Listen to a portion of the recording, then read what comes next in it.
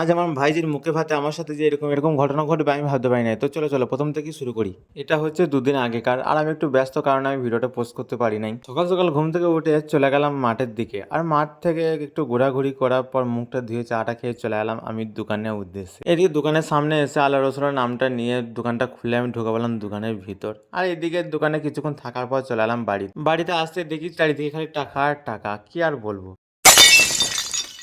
আর এই সমস্ত টাকাগুলো তুলে দিলাম আমার ভাইজির হাতে। আমার ভাইজি তো এদিকে গুনতে শুরু করে দিয়েছে টাকাগুলোকে নিয়ে। এদিকে আজ হচ্ছে তো শুক্রবার, আর আমি চলে এলাম রেডি হয়ে জুম্মার নামাজ পড়তে আমাদের মসজিদে। আর এর ভেতরে ঢুকে মসজিদে জুম্মার নামাজটা আদায় করে বেরিয়ে চলে এলাম আমি আর এদিকে মসজিদে জুম্মার নামাজটা আদায় করে চলে এলাম বাড়ির উদ্দেশ্যে। আর একটু কারণবশত আমি মসজিদে ভিডিওটা নিতে পারি নাই। আর এদিকে বাড়িতে আমার ভাইজিকে বসিয়ে দিয়েছে ক্ষীর খাওয়ানোর লেগে, দেখতেই পাচ্ছ।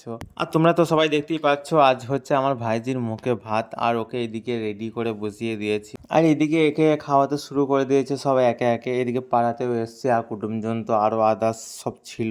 আর তোমরা দেখতেই পাচ্ছ আমার ভাইজি এদিকে মুখে মিষ্টি ভরতে শুরু করে দিয়েছে নিজে নিজে। আর এখানে আমার মিনিগুলো একটু শেষ করলাম পার্ট।